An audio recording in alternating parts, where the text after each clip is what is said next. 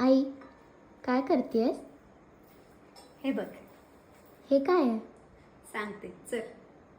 बरं, एक कोडं घालते. या पदार्थामध्ये चना डाळ आणि गूळ आहे पण पुरण नाही आहे, वाटीत वाढली आहे पण खीर नाही आहे, फास्ट होणारी आहे पण पदार्थ मॉडर्न नाही आहे, एका सिरियलमध्ये पाहिला आहे पण तो कुकरी शो नाही आहे.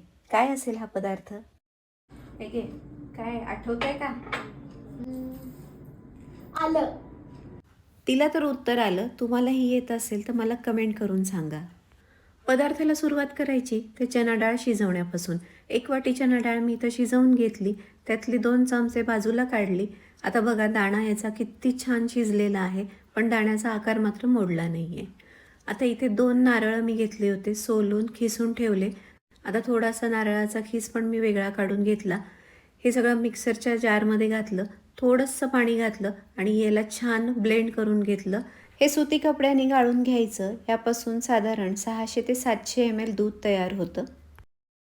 आता मी कढई घेतली, त्यामध्ये 1 टेबलस्पून साजूक तूप घातलं. यामध्ये काजू बदामचे काप घातले. आपल्याला हवा तो सुकामेवा आपण घेऊ शकतो. आता यावर चना डाळ घालायची. थोडंसं प्रेशर देऊन परतली की ती थोडी मॅशी होते.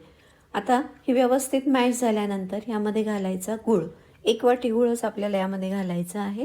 पाहिजे तर आपण नंतर गूळ वाढवू शकतो. सगळ्याच इन्ग्रेडियंटचं प्रमाण आपल्याला हवं तसं ॲडजस्ट करता येतं. आता यामध्ये 3 ते 4 टेबलस्पून आपल्याला साबुदाणा घालायचा आहे.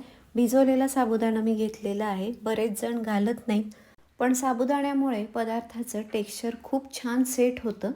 आता हे मिश्रण 5 मिनटं छान सगळं शिजवून घ्यायचं आणि त्यावर मस्त ओलं खोबरं घालायचं. कधी कधी डाळ जर नीट शिजलेली नसेल तर ती छान मिळून येत नाही. अशा वेळेला ही बाजूला ठेवलेली डाळ जी आहे ती मिक्सरला एकदा फिरवून यामध्ये घातली की हे छान मिळून येतं.